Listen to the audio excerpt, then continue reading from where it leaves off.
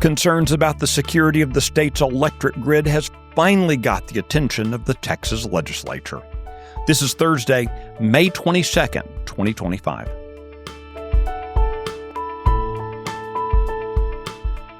Texas Scorecard presents the day's first news for the Lone Star State. The Texas Minute, with your host, Michael Quinn Sullivan.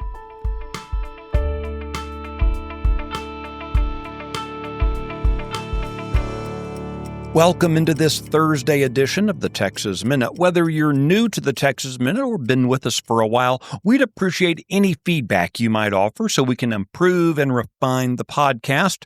Give us a rating, leave a review, or even just shoot me a message on social media. Let's get to the news. A Central Texas school board member busted in a prostitution sting has received a censure from fellow trustees as they eye options to replace him.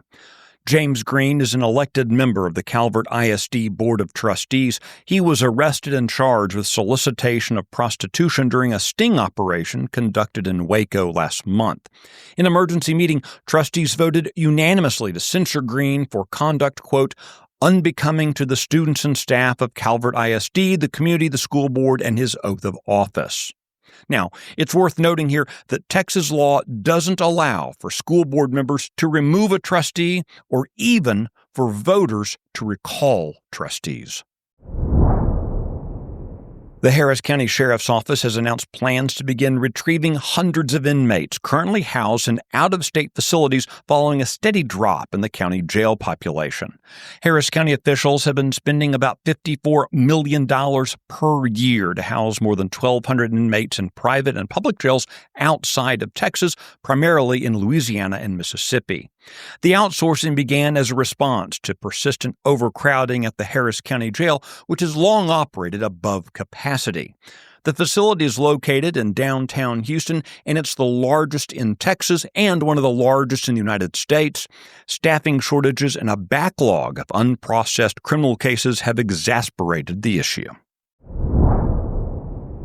In a vote that went mostly down partisan lines, the Texas House gave approval yesterday to Senate Bill 33. That's legislation barring local governments from using taxpayer dollars to support women seeking abortions, including those who travel out of state to do so.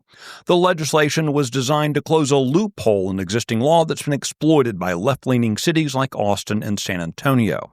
In recent years, some cities have funneled tax dollars to nonprofit organizations that help people pay for transportation, lodging, and other costs to obtain abortions outside of Texas. The new law prohibits any governmental entity from entering into contracts or spending money to provide logistical support for abortions, even if those services are delivered in other states. The Texas Minute will be right back. News and analysis on what's happening in Texas. End your day with daily headlines from Texas Scorecard. Every day at 5 p.m., join me, Brandon Waltons, as we recap the biggest stories of the day and talk about why they matter to you. Listen and subscribe to Daily Headlines from Texas Scorecard.